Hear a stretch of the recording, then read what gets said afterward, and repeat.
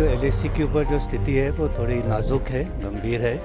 जवानों का मनोबल बहुत ऊंचा है और वो हर चुनौती का सामना करने के लिए तैयार है।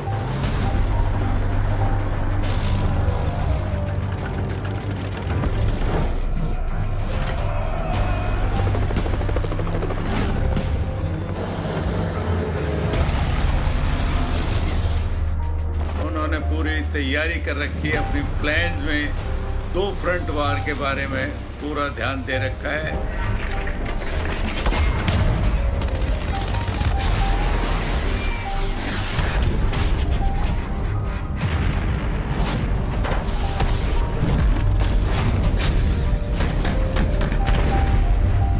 चीन पाकिस्तान को सशक्त करने के प्रयास में हिंदुस्तान के खिलाफ एक नया फ्रंट खोलने की कोशिश कर रहा है। चीन ट्राई करेगा तो रूल ऑफ एंगेजमेंट चेंज हो गए हैं, भारत फायर करेगा और चीन को ये समझ आ गया है कि अब वो पुराना भारत नहीं है।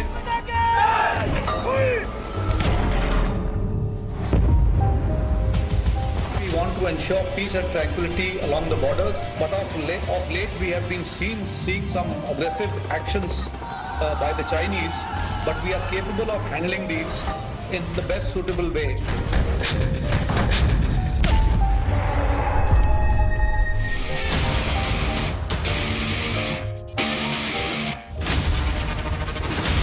The Army, Navy and Air Force capable of dealing with our threats along our frontiers.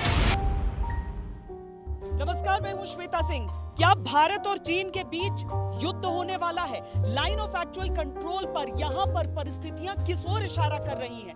अगर युद्ध नहीं होना है तो इतने महीनों में बातचीत की मेज पर कोई नतीजा क्यों नहीं निकल पाया है? क्यों दोनों तरफ से तोपें आमने सामने खड़ी हैं? क्यों दोनों तरफ की सेनाओं के बीच बस अब चंद मीटर का फासला रह गया है? क्यों आसमान में आज भी गश्त लगा रहे हैं फाइटर?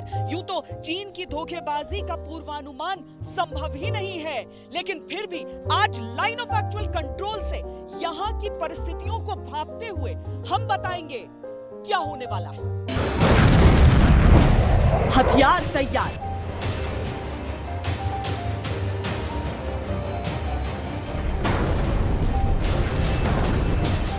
सेना तैयार,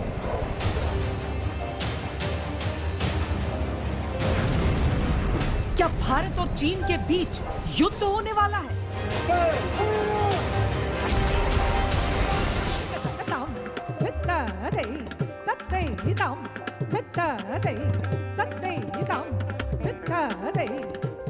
पहली बार है ये जब जॉइंट स्टेटमेंट इशू की गई है, या इसको हम एक धोखे की चाल समझें। भारत को सतर्कता में पूरी अपनी तैयारी रखनी पड़ेगी, कोई कमी नहीं होनी चाहिए, चाइना पर यकीन नहीं करना चाहिए।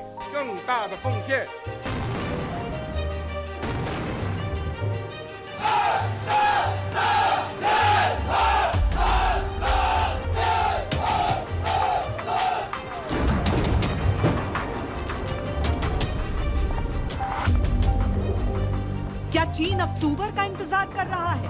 क्योंकि जंगी उन्माद के लिए उसे अक्टूबर पसंद है।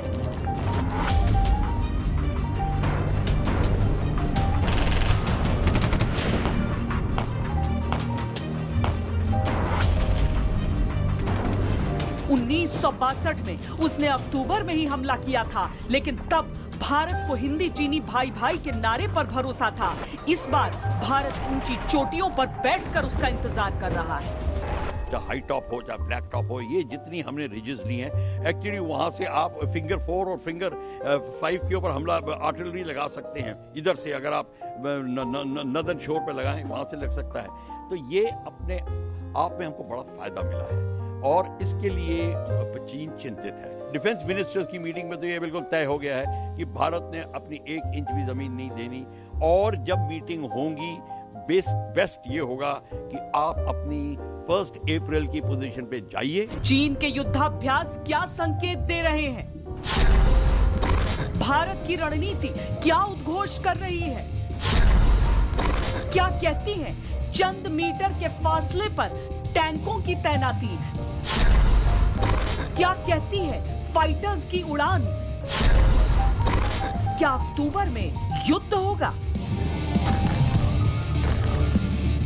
भारत और चीन के बीच की सीमा दुनिया की सबसे ऊंचाई वाला बॉर्डर क्षेत्र है।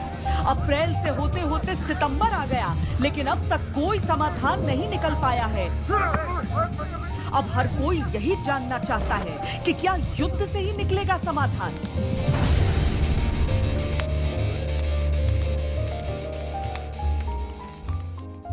लद्दाख से लेकर अरुणाचल प्रदेश तक लाइन ऑफ एक्चुअल कंट्रोल जो है उसमें चीन अपनी तरफ एलएसी से बिल्कुल सटकर युद्धाभ्यास करता है। अब युद्धाभ्यास ये क्यों कर रहा है? क्या वो अपनी तरफ से गीदड़ भभकी देने की कोशिश कर रहा है कि हाँ देखो मैं तो युद्ध के लिए तैयार हूं, या फिर वो सचमुच में प्रैक्टिस कर रहा है? दरअसल युद्ध होगा या नहीं ये इस बात पर निर्भर करेगा कि क्या चीन आक्रमण करेगा या नहीं, क्योंकि भारत युद्ध नहीं चाहता है। लेकिन अगर चीन ने आक्रमण करने की गलती की तो भारत जवाब देने के लिए बिल्कुल तैयार है। रात में रॉकेट्स की बारिश, दिन में मिसाइलों के परीक्षण, लाइव फायर ड्रिल्स की बढ़ती बेचैनी, टैंक, लड़ाकू विमान, एयर डिफेंस प्रणाली, पूरे चीन से सैनिकों को एलएसी पहुंचने का फरमान। एलएसी पर चीन बहुत बुरी तरह बौखला रहा है। उसके टैंकों से गोले बरस रहे हैं, मिसाइलें दागी जा रही हैं।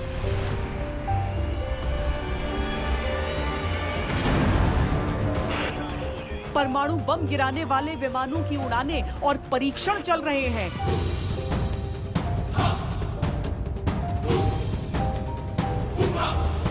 ट्रांसपोर्ट एयरक्राफ्ट्स की क्षमताओं का अभ्यास लगातार हो रहा है।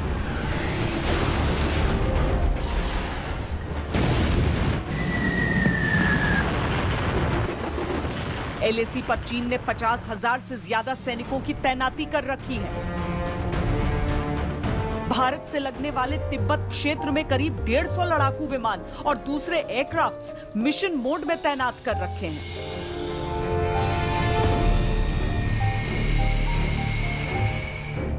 किस तेज गति से इंडियन एयरफोर्स ने अपने एसेट्स को डिप्लॉय किया और दूसरा क्या क्या एसेट थे और किस तरह से अपना मसल पावर इंडियन एयरफोर्स ने दिखाया।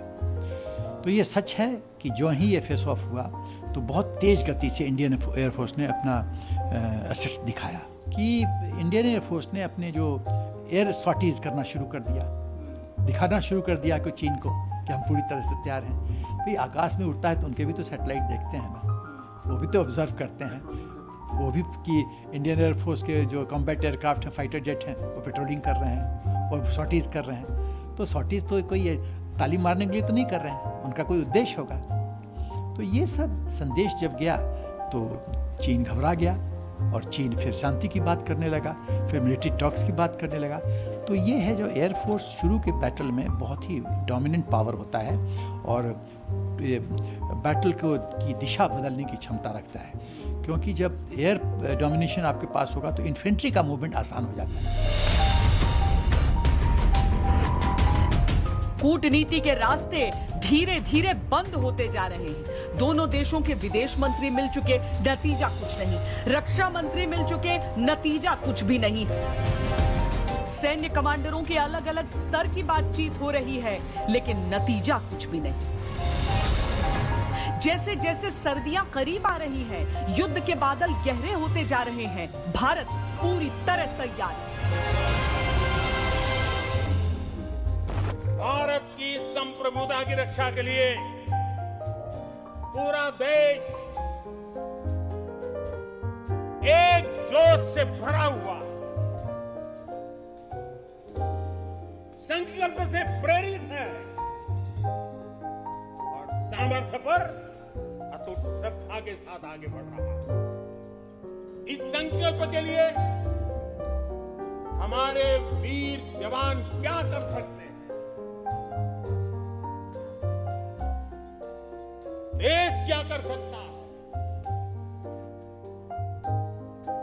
ये लद्दाख में दुनिया ने देख लिया।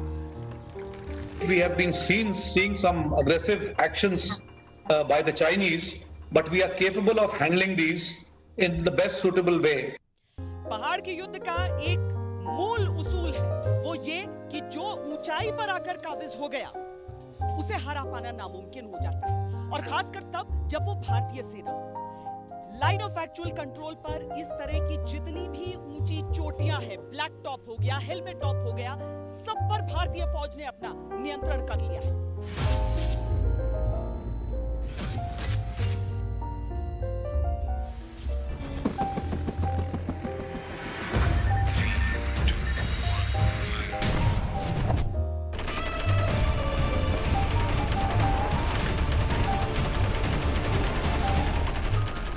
भारत जानता है कि चरित्र में चीन गीदड़ है, फिर भी वो उसकी किसी बात को गीदड़ भव की नहीं समझता।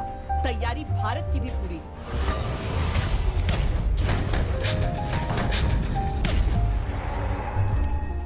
हम दोनों सेनाओं की तैनाती की जानकारी आपको देते हैं। चीन ने LAC पर type 15 light tanks, infantry fighting vehicles, AH-4 howitzer guns, HJ-12 anti tank guided missile, NAR 751 light machine gun, W85 heavy machine gun, AMR-2 anti material sniper rifles तैनात की हैं। जवाब में भारत ने T-90 भीष्म टैंक, BMP-2 के infantry fighting vehicle, M777 ultra light howitzer, spike anti tank guided missiles, light machine guns, sniper rifles चीन के सामने तैनात कर रखी है।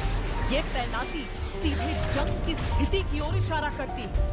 भारतीय सेना ने दक्षिणी पेंगोंगसो एरिया पर फिंगर 4 एरिया हो गया हो या कैलाश रेंज के जो हमारे फीचर्स हैं जिसमें रिजिंगला, रिचानला, ब्लैक टॉप, हेलमेट, मगर हिल, गोस्वामी हिल, इन सब जैसे फीचर्स को हम लोग ने ऑक्यूपाई कर लिया। ये LAC पे हमारे तरफ के फीचर्स हैं। ये सब चाइना के ऊपर भी डोमिनेट करते हैं और 1.5-2 किलोमीटर पर जो उनका रोड नेटवर्क है उसको तो हम लोग देख ही रहे हैं, और 6 से 8 किलोमीटर दूर चाइना के पोजीशंस पर भी हम लोग अब डोमिनेशन करना शुरू कर चुके हैं। भारत ने न केवल मेन एयर डिफेंस सिस्टम को ऑपरेशनल मोड में रखा हुआ है, बल्कि प्लान B भी अपनी जगह पर है।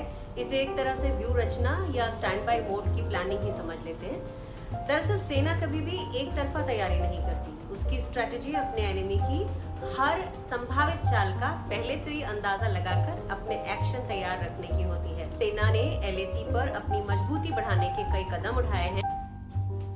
सिर्फ चीन की सेना ही नहीं, बल्कि चीन का सरकारी अखबार ग्लोबल टाइम्स भी भारत को भड़काने में जुटा है। इसके संपादक हू शिजिन ने ट्विटर के जरिए भारतीय सेना को ठंड की धमकी दी। उनको लगता है कि अगर भारतीय सैनिक पेंगोंग झील के दक्षिणी तट से नहीं हटते तो चीनी सेना पूरे ठंड के मौसम तक उनके साथ मुकाबला करती रहेगी। उन्होंने धमकी दी कि अगर युद्ध हुआ तो कई भारतीय सैनिक या तो ठंड से मर जाएंगे या फिर कोरोना वायरस से।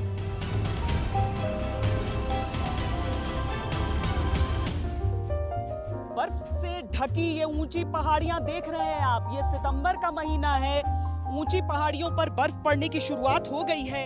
अक्टूबर का जो महीना है वो चीन को बड़ा मुफीद लगता है युद्ध छेड़ने के लिए। ये क्यों लगता है ये हम आगे आपको बताएंगे, लेकिन इतना समझ लीजिए कि भारतीय सेना जो है वो 365 दिनों तक ऐसे हालात में तैनात रहती है, इससे भी मुश्किल हालात में। सियाचिन, जहां सबसे ऊंचे युद्ध क्षेत्र पर लड़ाई चलती है, तो जम्मू कश्मीर के ऊंचे ऊंचे पोस्ट पे जहां पर हमेशा बर्फबारी रहती है, हमेशा बर्फ जमी रहती है, चीन को ऐसा कोई। अक्टूबर आने वाला है और यही वो महीना है जब चीन से युद्ध की सबसे ज्यादा आशंकाएं हैं।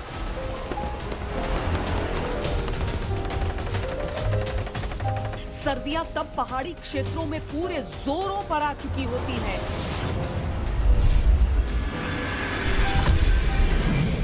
रसद और युद्ध के दूसरे जरूरी साजो सामान लाना ले जाना बहुत मुश्किल हो जाता है।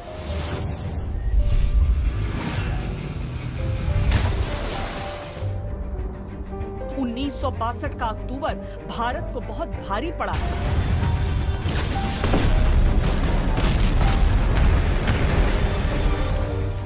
बहुत दिक्कत था क्योंकि पानी पूरा जाम रहा, तो फिर उनका हाथ पे जो किसी को ये जो पसीना आ जाता है बूट पहन के, उसका पैर भी वहाँ उनका टर्न हो जाता है, तो पैर भी खराब हो जाता है। हाथ ये जो पूरा अंगुली जो सूज जाता है। उठाने में वो तकलीफ है, सब खाना भी इतना खा नहीं पाता है, 1 चपाती या 2 चपाती। युद्ध की आशंका इसीलिए भी बन रही है क्योंकि 1962 में भी चीन बातचीत के साथ साथ दोस्ती यारी की बातें करता रहता था और इसी भरोसे की पीठ में उसने खंजर भोंका था।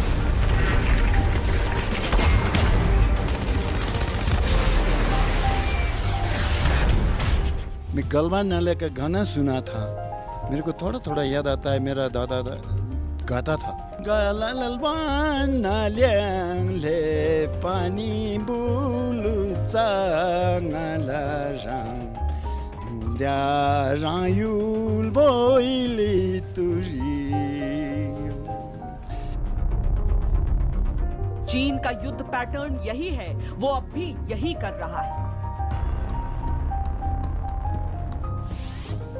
भारत से बातचीत का ढोंग रचा रहा है, शांति की अपील भी कर रहा है, रिश्तों की दुहाई भी दे रहा है, साथ साथ युद्ध की सारी तैयारियां भी कर रहा है, युद्ध की धमकियां भी दे रहा है।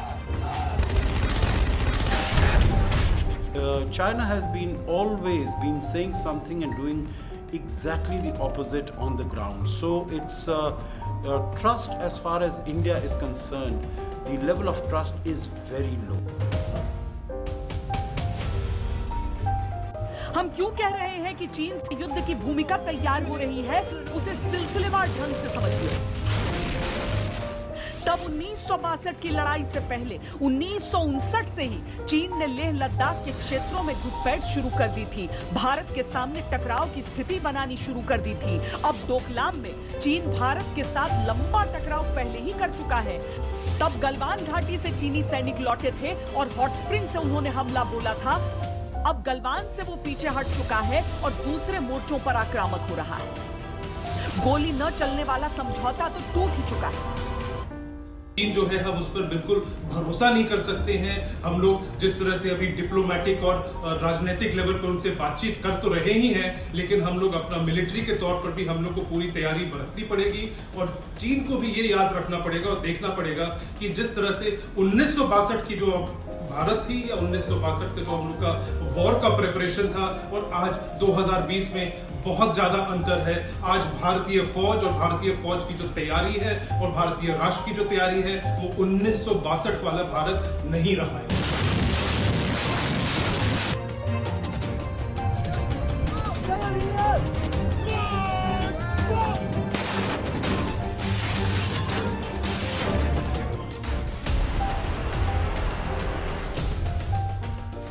दोनों सेनाओं के बीच की दूरी भी स्पष्ट करती है कि युद्ध के बादल क्यों मंडरा रहे हैं। एलएसी पर जहां जहां चीन की सेना तैनात है, वहां वहां भारतीय सेना उतनी ही संख्या और उतने ही हथियारों के साथ चीन की आंखों में आंखें डालकर खड़ी है।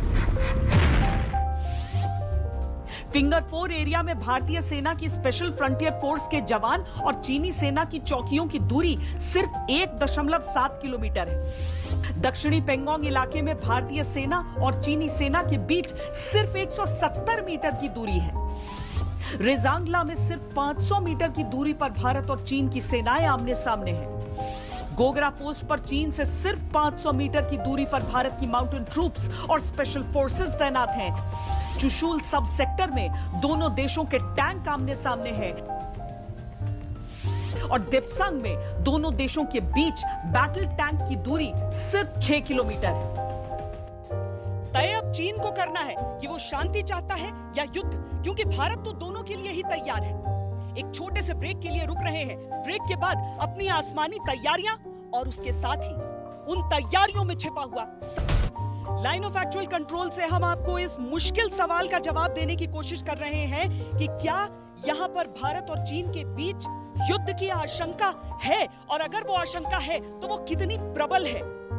क्योंकि चीन युद्ध के संकेत दे रहा है और भारत उन संकेतों को साफ साफ पढ़ रहा है। इसीलिए जमीन पर जिस तरह की तैयारी हमने आपको दिखाई है, उसके साथ ही आसमान को भी चाक चौबंद रखा गया है। आसमान के प्रहरी भी अपनी तैयारियों में कोई कसर नहीं छोड़ रहे और अब तो आधिकारिक तौर पर राफेल का दम भी दिख रहा है।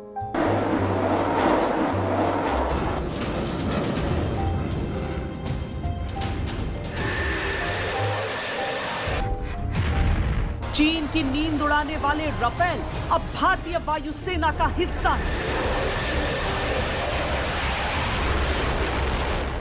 भले उनकी तैनाती अभी लद्दाख क्षेत्र में नहीं हुई है, लेकिन वो जिस अंबाला एयरबेस पर हैं, वहां से ईस्टर्न लद्दाख की दूरी मात्र आधे घंटे की उड़ान पर है। यानी चीन की जरा सी हरकत होते ही राफेल रणभूमि में होंगे।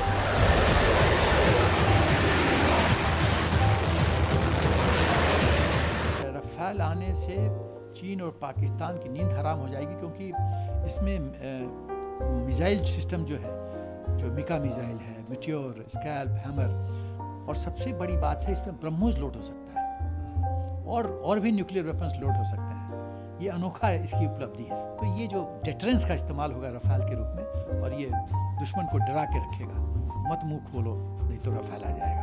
रक्षा मंत्री राजनाथ सिंह और वायुसेना प्रमुख का यह कहना कि इंडियन एयरफोर्स में राफेल के शामिल होने का इससे बेहतर समय और कोई नहीं हो सकता था, इस बात की ओर इशारा करता है कि दुश्मन की चुनौती सर पर है। राफेल डील भारत की नेशनल सिक्योरिटी में एक गेम चेंजर है।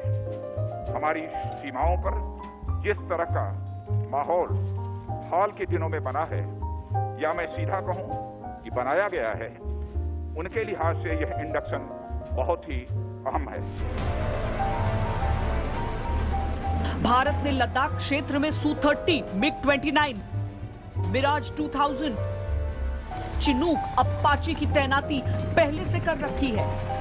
और ये तैयारी ठीक वैसे है जैसे युद्ध काल में जमीन पर टैंक्स की तैनाती की जाती है। संकेत साफ है कि युद्ध की साजिश को भारत नकार नहीं रहा।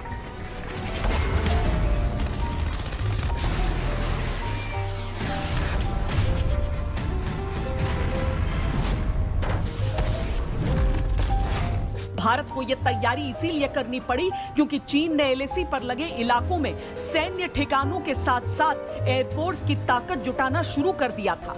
उसने तिब्बत के होतान क्षेत्र में एयरबेस तैयार किया। चीन ने एलएसी से सिर्फ 200 किलोमीटर दूर इस एयरबेस पर अपने चेंगडू J-20 स्टेल्थ लड़ाकू विमान एलएसी पर सक्रिय किए, और अब तो उसने परमाणु बम गिराने वाले H-6 बॉम्बर विमानों के साथ तिब्बत के पठारी क्षेत्र में युद्धाभ्यास भी शुरू कर दिया।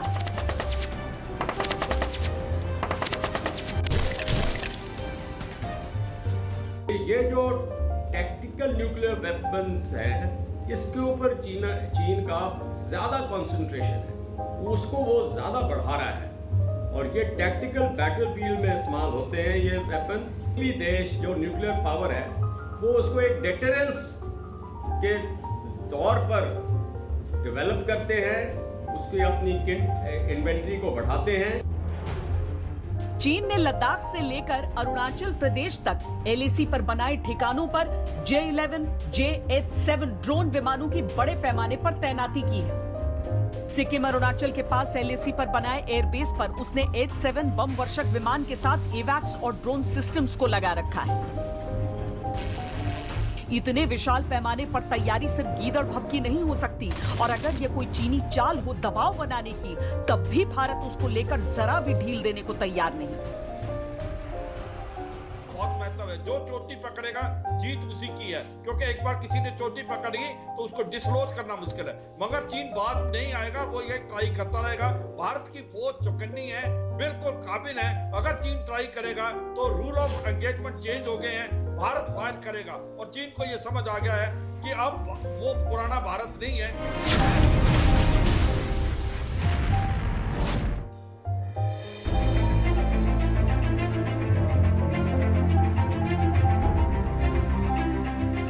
चीन को अगर यह लगता है कि सर्दियों में जब तापमान -40 से -60 तक जाएगा तब वो स्थिति उसके लिए माकूल होगी, तो ये उसका गलत अंदाजा है। 1962 में जरूर सर्दियों की स्थिति भारत के सैनिकों पर भारी पड़ी थी, लेकिन अब वो स्थिति पूरी तरह पलट चुकी है।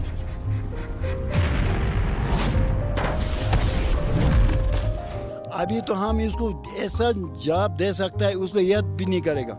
अभी हमारे पास इतना हथियार है, हम डरने में क्या है, कोई डर नहीं सकता है। अभी हमारे पास उसको अंग भी नहीं उठा सकेगा। भारत अपनी मातृभूमि के इंच इंच की रक्षा के लिए प्रतिबद्ध है, उसके लिए हर मौसम से टकराना उनका स्वभाव है। जनरल ने हालात का बार-बार जायजा ले लिया है। भारत ने सर्दियों में मोर्चे पर डटे रहने और जवाब देने के लिहाज से जरूरी टेंट्स, जूते, रसद और जवानों की संख्या का काम भी पूरा कर लिया है। Keeping in view of the situation, we had undertaken some precautionary deployments for our own safety and security, and these deployments we undertook along the LAC so that our security and integrity remain safeguarded. खबरों के अनुसार चीन ने भी सर्दियों की तैयारी की है, परमानेंट स्ट्रक्चर बना लिए हैं, लेकिन एक बात की कमी है जो शायद ही कभी पूरी हो, और वो है हौसला, जिसको लेकर भारतीय जवानों से उसका कोई मुकाबला ही नहीं। खबरें उठने लगी हैं कि चीनी सैनिक भयंकर सर्दियों में भारतीय जवानों से टकराने की आशंका से ही घबराने लगे हैं। China never provoked any war or conflict and never occupied an inch of other countries' territory. China border troops always strictly abide by the LAC and never cross the line. हो सकता है कि भारत की तैयारियों से घबराया चीन सिर्फ टकराव को लंबा खींचने की स्थिति में भारत की शक्ति से मैच करने की कोशिश कर रहा हो, लेकिन अक्टूबर की सर्दी में चीन के चालबाज चरित्र पर भरोसा नहीं किया जा सकता, और ये युद्ध का एक मजबूत संकेत तो है ही।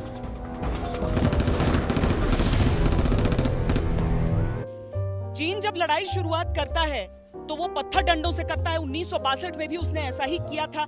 उसे लगता है कि इस तरीके से धमका ले, किसी तरीके से रोक दे सामने वाले को, लेकिन इस बार गलवान में बात उल्टी पड़ गई उसकी। लेकिन अगर हम सिलसिलेवार चीन की सारी हरकतों को देखें तो इसमें भी युद्ध को लेकर बड़े संकेत मिलते हैं।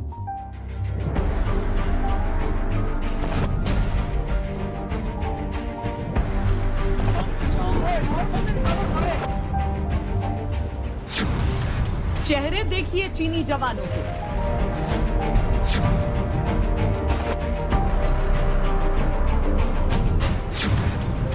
हथियार देखिए चीनी जवानों की।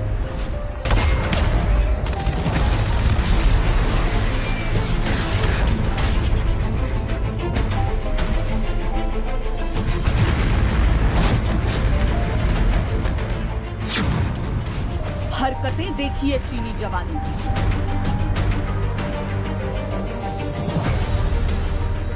गलवान के पहाड़ी नाले में रात के अंधेरे में चीनी हिमाकतें छुप गईं, लेकिन ये उजालों की तस्वीरें हैं जो बार बार अलग अलग जगहों से सामने आ रही हैं, और इन्हीं के साथ सामने आ रही है चीनियों की हिंसक सोच।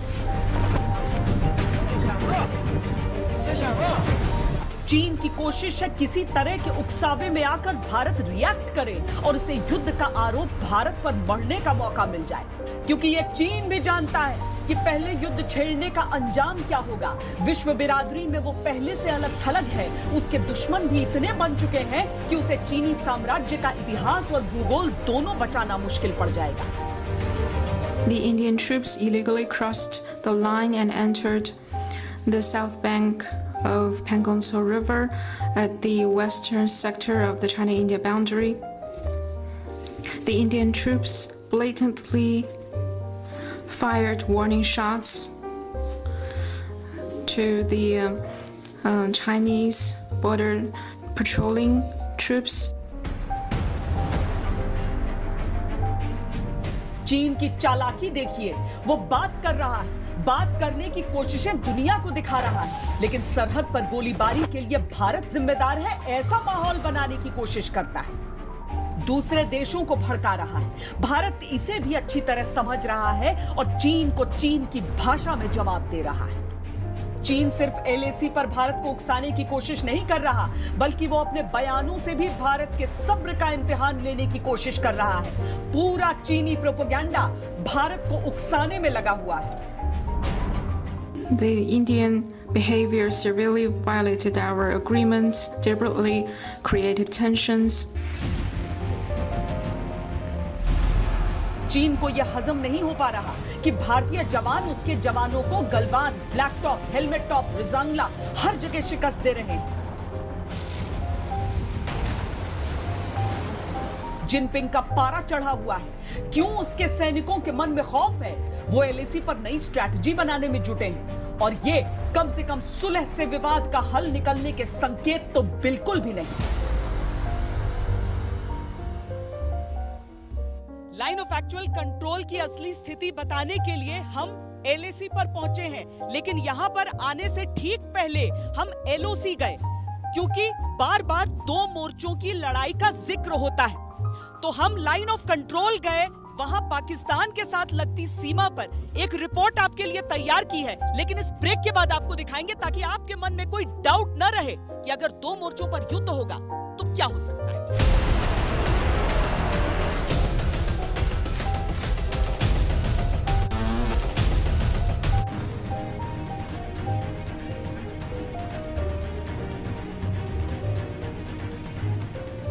चीन एलएसी पर युद्ध की भूमिका बना रहा है और एलओसी पर पाकिस्तान के जरिए अपने काले मंसूबे पूरे करने की कोशिश। हमने एलएसी की तैयारियों के साथ एलओसी का भी दौरा किया और देखा कैसे भारत की वीरांगनाओं ने वहां मोर्चा संभाल रखा है।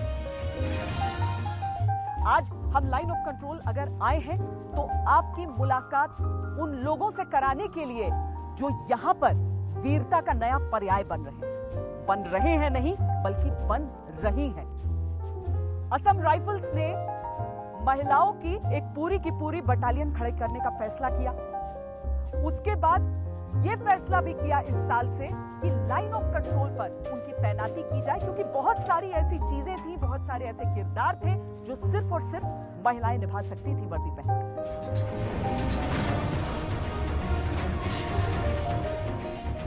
घुसपैठ का रास्ता बनाने के लिए पाकिस्तान क्या क्या नहीं करता। ताबड़तोड़ शेलिंग करके ध्यान भटकाता है, खराब मौसम में आतंकी घुस आता है, पर भारत की कड़ी निगरानी में सरहदों के सील होते ही पाकिस्तान झटपटाता है। हद तो उसने ये कर दी कि हथियारों और ड्रग्स को स्मगल करने के लिए महिलाओं का इस्तेमाल शुरू कर दिया, जो पुरुष सैनिकों की मर्यादाओं का फायदा उठाती रही। इसलिए इतिहास में पहली बार हिंदुस्तान की वीरांगनाएं इन मुश्किल परिस्थितियों में तैनात की गई हैं। एहसास है आपको कि सर्वश्रेष्ठ माना गया आपको हिंदुस्तान में? जी। यहाँ पर तैनाती में अच्छा लग रहा है? राइफल ताने खड़ी हैं, अपनी ड्यूटी निभा रही हैं। अच्छा लग रहा है मुझे। ऐसा नहीं है कि इन राइफल लेडीज के लिए थोड़ी सी भी रियायत है। लाइन ऑफ कंट्रोल पर इनकी तैनाती उतनी ही टफ है। तो हम बताएं कि 2015 में असम राइफल्स ने शुरू किया महिलाओं को भर्ती करना। एक राइफल वुमेन के तौर पर इन्होंने अपनी पहचान बनानी शुरू की। 2018 में पूर्वोत्तर में इनकी डिप्लॉयमेंट शुरू हो गई, ऑपरेशनल यानी जमीन पर इसी तरीके से बंदूकें ताने हुए। लेकिन इस साल से एक ऐसा फैसला लिया गया जो मुमकिन है क्रांतिकारी साबित होगा। इस साल से इन्हें लाइन ऑफ कंट्रोल पर भेजने का फैसला लिया गया। जिस दिन से इन वीरांगनाओं की तैनाती यहाँ की गई है, उस दिन से पाकिस्तान की एक भी काली कोशिश कामयाब नहीं हो पाई है। ये फर्स्ट टाइम चांस मिला इधर आने के लिए, तो ये सुन के कि हम जेएंडके में जा रहे हैं तो काफी अच्छा लग रहा था हमें। हाँ। तो मोटिवेट थे हम आने के लिए इधर पहले से। पाकिस्तान और चीन लाख जतन कर ले, हिंदुस्तान के इन हौसलों से पार नहीं पा सकते। तो दो मोर्चों की भी लड़ाई अगर होगी तो हिंदुस्तान के ये वीर पूरी तरीके से तैयार हैं। लाइन ऑफ कंट्रोल पर कैमरा पर्सन हितेश कुमार और लाइन ऑफ एक्चुअल कंट्रोल पर सैयद मोहसिन के साथ मुझे दीजिए इजाजत। वंदे मातरम। नमस्कार, मैं हूं अंजना ओम कश्यप। हमें उम्मीद है ये वीडियो आपको पसंद आया होगा। लेटेस्ट खबरों के लिए यूं ही देखते रहिए आज तक, और इस वीडियो के पसंद आने पर लाइक, शेयर एंड सब्सक्राइब करना ना भूलें।